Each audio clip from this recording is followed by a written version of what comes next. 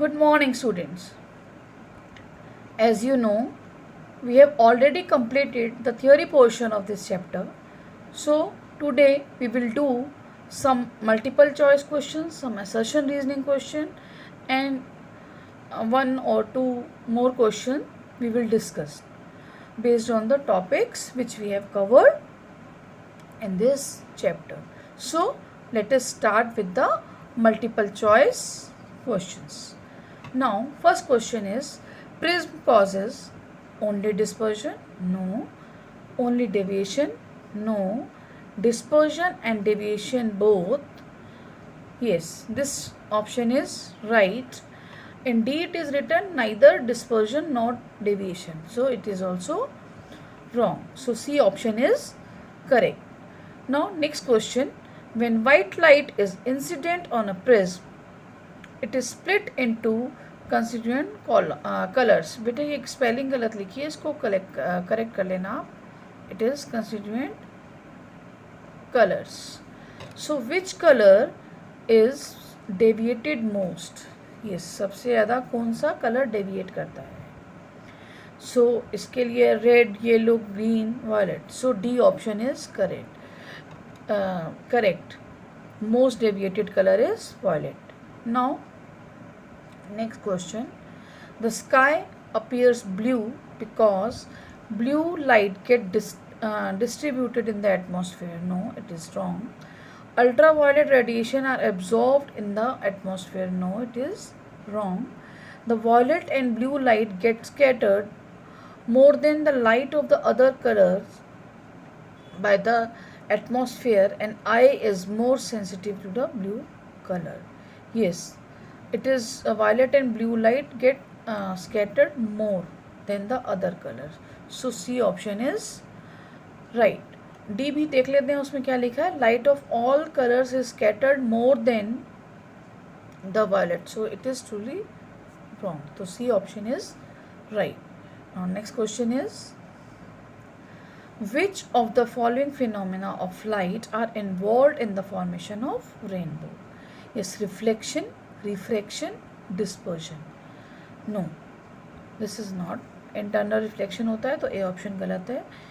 Reflection, dispersion, total internal reflection, this is also wrong. Then C option, refraction, dispersion and internal reflection. Yes, C option is right. D में क्या लिखा है? Dispersion, scattering and ये तो totally ही wrong है. तो C option हमारा सही है. Now next question is, the danger signals installed at the top of tall building are red in colour.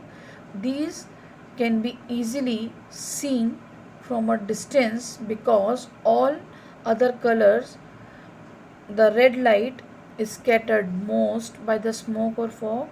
No, is scattered least by the smoke and fog. Yes, it is.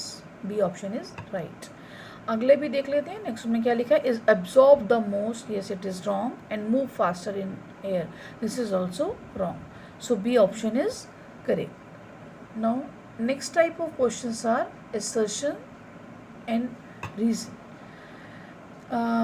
तो students, ये जैसे कि हमने 9th class में भी आपको explain किया था कि असर्शन रीजनिंग क्वेश्चंस क्या होते हैं. ये CBSE ने new type of question include करे हैं जिसमें असर्शन एक स्टेटमेंट होती है, रीज़न भी एक स्टेटमेंट होती है. उन दोनों का आपस में रिलेशनशिप होता है. अब किस तरीके से होता है वो हमें डी ऑप्शन में दिया जाता है. लाइक इस क्वेश्चन में दिया है, क्वेश्चन रीड करते हैं. The following question consist of two statement, assertion and reason. Answer these question selecting the appropriate option given below. यही मैंने आपको बताया. या तो ये दोनों स्टेटमेंट सही होंगी, और जो असर्शन और रीज़न अगर सही है तो reason correct application of assertion होगी. या तो ये ऑप्शन होगा, ए ऑप्शन है जैसे यहाँ, या ए असर्शन एंड रीज़न दोनों ट्रू होंगे. A is for assertion, R is for reason, दोनों ट्रू होंगे. But R is not a correct explanation. R उसकी करेक्ट एक्सप्लेनेशन नहीं होगी. ए ऑप्शन में करेक्ट एक्सप्लेनेशन होगी. बी ऑप्शन अगर हम लिखेंगे इसका मतलब है कि करेक्ट एक्सप्लेनेशन नहीं है. Now A is true but R is false. Assertion आपकी ट्रू है बट रीजनिंग जो है आपकी फॉल्स है। एंड डी में क्या है, A is false but reason independently it is true. तो जो डी ऑप्शन ये है। नाउ अब क्वेश्चन हम शुरू करते हैं। इसमें बेटे 3:1 लिखे, आपने कोई नंबर नहीं देने हैं, मैंने क्रॉप किया था तो इसलिए ये आ रहा है, तो आप इसको leave it. Now the question first is the star twinkle why the planet do not. ये स्टार ट्विंकल करते हैं और प्लैनेट ट्विंकल नहीं करते हैं। And star are much bigger in size than a planet. Yes, independently both the statement are right. But star क्यों twinkle करते हैं? Because of atmospheric reflection. अब रीज़न क्या दिया है? Star are much bigger in size than the planet. This is not the correct reason of this assertion. So हमारे पास इसका ऑप्शन क्या आएगा? ए राइट है, both A R B A and R true, but R is not a correct explanation of A. तो first part का जो answer आएगा वो आएगा बी। नाउ अगला क्वेश्चन देखते हैं। The sun appears flatten at sunrise and sunset and the apparent flattering of sun disk at sunrise and sunset is due to atmospheric reflection. yes, ये statement भी true है, assertion भी true है and reason भी true है। और बेटा मैंने आपको explain किया था कि ये flattening of sun at the time of sunrise and sunset, this is because of atmospheric refraction only. सो अब इसमें क्या है, दोनों असर्शन एंड रीज़न सही है, और जो रीज़न है वो करेक्ट एक्सप्लेनेशन है असर्शन की। तो सेकेंड ऑप्शन में हमारा आंसर आएगा B. B is the correct, A is the correct option. जो ए है जिसमें ए आर ट्रू हैं और R is the correct explanation, तो हमारा क्या ऑप्शन है? ए। तो सेकेंड का ऑप्शन आएगा ए।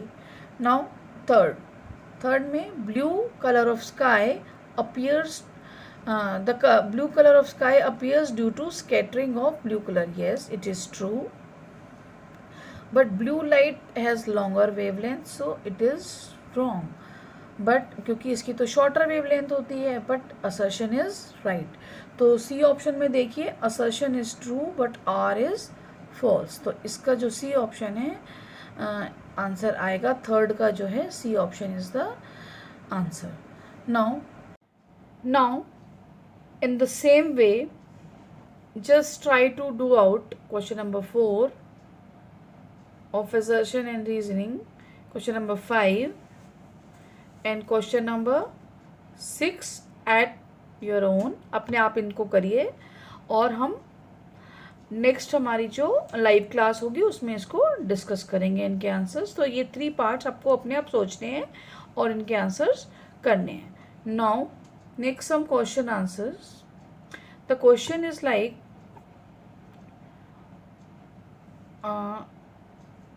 what is the cause of dispersion of white light through a glass prism? cause आपको एक्सप्लेन किया हुआ है बेटा, नोट्स भी दिए हुए हैं। and draw a ray diagram to show the path of light when two identical glass prisms are arranged together in inverted position with respect to each other, and a narrow beam of white light is allowed to fall obliquely on one of the other faces of the prism। अब यही question है, देखिए 2019 में इसको पूछा है, and the same question 2017 में भी पूछा था ऑल इंडिया में। उसमें पूछा था the state the cause of dispersion of light of by a glass prism. How did Newton using 2 identical glass prism show that the white light is made up of 7 colours? Draw a ray diagram to show the path of narrow beam of light of white colors through a combination of 2 identical prisms arranged together in inverted position with respect to each other when it is allowed to fall obliquely is on one of the faces of a first prism। देखो बेटा, इन दोनों questions में almost same answer आपका आना है, same आप लिख सकते हैं, and this question is very very very important, बहुत इम्पॉर्टेंट क्वेश्चन है। 1 ईयर और अनदर ईयर पूछा जाता है, 1 साल के गैप के बाद, और कंटिन्यूसली भी पूछ लें तो इसमें कोई हार्म नहीं है, बट ये इम्पॉर्टेंट क्वेश्चन है डिस्पर्जन का। डिस्पर्जन में ये a recombination of spectrum and the dispersion by a single glass prism, दोनों के दोनों बहुत इंपॉर्टेंट है, या कभी कभी ये एक्टिविटी फॉर्म में भी आपसे पूछ लेते हैं। तो इसका एक यहाँ पे आंसर लिखा हुआ है, ये नोट्स में अपलोड कर दूंगी। किस तरीके से आंसर करना है ये आपको देखना है, और डायग्राम बहुत अच्छे से बनाना है जैसे इसमें बना हुआ है। पहले तो जैसे रीज़न इसमें लिखा है, splitting of white light into constituent colour on passing through a reflective medium like a glass prism is called. पहले तो डेफिनेशन आ गई डिस्पर्जन ऑफ लाइट में कि dispersion of light occurs because of the different color of light bent through different angle with respect to the incident ray, so they pass through a prism. The red light bend the least and the violet light bend the most. इसके साथ आप इसकी wavelength and speed को भी explain कर सकते हैं। उसके बाद एक चीज़, जब रिकॉम्बिनेशन का आएगा तो एक इसमें बहुत इंपॉर्टेंट पॉइंट लिखा है, glass slab acts as a combination of two identical prism. अब आपने ग्लास स्लैब जो है पहले पढ़ा हुआ है, उसमें क्या होता था, एक वाइट रे जाती थी, जैसे ये ग्लास स्लैब था, इसमें अगर एक वाइट रे इंसिडेंट हुई है और फिर वो रिफ्लेक्ट होती थी, फिर वो यहाँ से लेटरली डिस्प्लेस हो जाती थी। तो अब जब इसको आप कंपैरिजन करेंगे कि दो प्रिज्म जब लगे हैं तो it is acting like a glass slab only, कि एक वाइट लाइट जा रही है, उसमें बेंड हुई और फिर वापस से वो अपने पाथ को चेंज करके लेटरली डिस्प्लेस होगी। It is acting like, but the difference यही रहता है कि जो प्रिज्म रहता है इसमें डिस्पर्जन हो जाती है, स्प्लिटिंग इनटू 7 कलर्स हो जाता है, बट ग्लास स्लैब में ऐसा नहीं होता है बिकॉज ऑफ इट्स स्ट्रक्चर। ये ट्रायंगुलर होता है और ये रेक्टेंगुलर होता है, इसमें एंगल ऑफ डेविएशन का कॉन्सेप्ट आता है और इसमें लेटरल डिस्प्लेसमेंट का कॉन्सेप्ट आता है। सो इस तरीके से आपको एक्सप्लेन करना है। यहाँ पे ग्लास स्लैब के बारे में कुछ एक्सप्लेन नहीं करना, बट मैंने आपको वो एक्स्ट्रा एक बार रिवाइज करा दिया है। देखिए ये एक्सप्लेनेशन दी हुई है, this you have to write. Now next question, it is very important question. देखिए अब इस क्वेश्चन को हमने कैसे करना है, इसमें से भी इस पॉइंट को आप कट कर देंगे, कोई मार्क्स नहीं है यहाँ पे, ये मैंने क्रॉप करा है इसलिए ऐसा आ रहा है। नाउ क्वेश्चन क्या है, अ प्रिज्म ABC एक प्रिज्म है जिसमें BC बेस है, is placed in different orientation, अलग अलग ओरिएंटेशन में रखा है। A narrow beam of white light is incident on the prism as shown in the figure. तो in which of the following cases after dispersion does the third colour from the top correspond to the colour of sky. Yes, अब इसको कैसे करेंगे, इसमें थोड़ा सा language twist किया है। तो ये third colour from the top correspond to the colour of sky. हमें पता है हमारे पास जो स्पेक्ट्रम बनता है दैट इज विबग्योर, ठीक है। अब कलर ऑफ स्काई कौन सा होता है, दैट इज ब्लू, और थर्ड नंबर पे विबग्योर 1 2 3, ये थर्ड नंबर पे ब्लू कलर आता है। अब वो कह रहा है कि इन चारों फिगर्स को आप जज कीजिए जिसमें जब हमारा डिस्पर्जन होगा तो फ्रॉम द टॉप जो हमारा कलर है वो कलर ऑफ द स्काई होगा। तो देखते हैं वन बाय वन हम देखते हैं। अब जैसे फर्स्ट देखेंगे तो यहाँ से रे ऑफ लाइट गई, इसमें से बेंड होगी और ये यहाँ पे डिस्पर्स होगी, तो इसका स्पेक्ट्रम कैसे बनेगा, यहाँ V आएगा और यहाँ पे R आएगा, ऐसे ही दिखा है, ऐसे ये भी प्योर बनता है। तो इसके अंदर जो टॉप से थर्ड कलर है that is not blue, that is yellow, क्योंकि ऊपर से अगर थर्ड काउंटिंग करेंगे यहाँ पे तो हमारा येलो आएगा, तो इसलिए ये वाला फर्स्ट ऑप्शन क्रॉस है। नाउ हम ऐसे ही थर्ड ऑप्शन को देखते हैं कि इस फेस पे ये रे ऑफ लाइट इंसिडेंट हो रही है ऐसे। अब ये रिफ्लेक्शन के बाद इधर से जाएगी। अब इसमें जब हम विबग्योर ड्रॉ करेंगे ये ऐसे जाएगी, तो V नीचे आएगा और R ऊपर आएगा, इस तरीके से विबग्योर बनेगा। इसमें भी ऊपर से जब थर्ड नंबर पे आएंगे तो हमारा यहाँ पे येलो ऑप्शन आएगा, तो ये ऑप्शन भी रॉन्ग है। Now see the fourth option, इसमें क्या है, रे ऑफ लाइट यहाँ से जा रही है, ये यहाँ जाएगी और ये यहाँ बेंड हो जाएगी। जब ये यहाँ बेंड होगी तो V यहाँ होगा और R यहाँ होगा। विबग्योर ऐसे बनेगा। विबग्योर यहाँ बनेगा तो ऊपर से जब काउंट करेंगे तो थर्ड नंबर पे क्या आएगा, अगेन येलो कलर आएगा, क्योंकि विबग्योर जब ऊपर से R से काउंट करें तो 1 2 3 ये येलो होता है, तो इसलिए ये ऑप्शन भी रॉन्ग है। अब आते हैं हम सेकेंड ऑप्शन में। इसमें मैंने बाकी ऑप्शन पहले एक्सप्लेन कर दिए, आप समझ ही गए होंगे, क्योंकि हमारा बी सेकेंड ऑप्शन जो है वो राइट है। वो कैसे राइट है, अब ये इस फेज से आई, इंसिडेंट हुई रे ऑफ लाइट,